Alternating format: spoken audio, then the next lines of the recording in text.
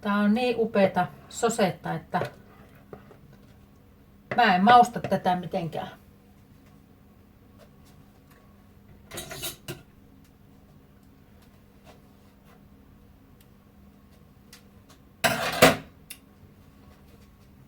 Tässä on se 4 desiä sokeria, minkä mä laitoin alussa. Tää on just sopivaa. Tätä voi pienimmäinenkin syyä ja ei ole liian makeeta. Ja sitten kun ottaa pakkasesta ja jos haluaa makeampaa, niin sitten siihen voi lisätä sokeria, laittaa hellalle pienen määrään kattilaan tätä sosetta ja lisää siihen sitten vähän mausteita, vaikka kanelia ja sokeria. Mutta tää on nyt hyvä näin. Mä laitan tämän pakasteeseen tämmöisenä.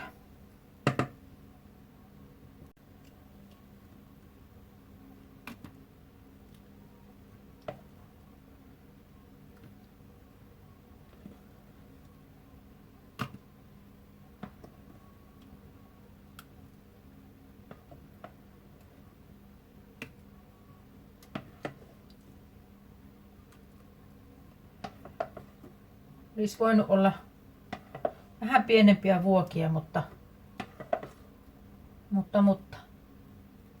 tehdään nyt tämä satsi näihin isoihin ja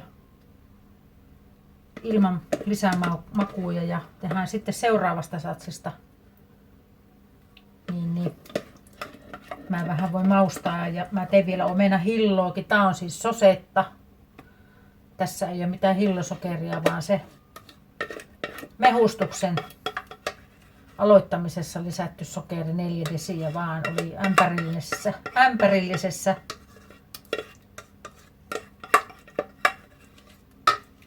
Omenoita.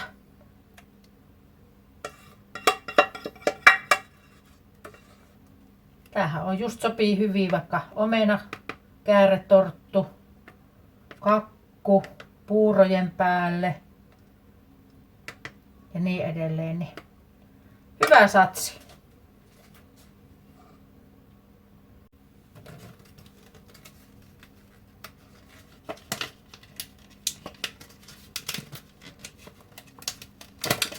Onpas tiukas.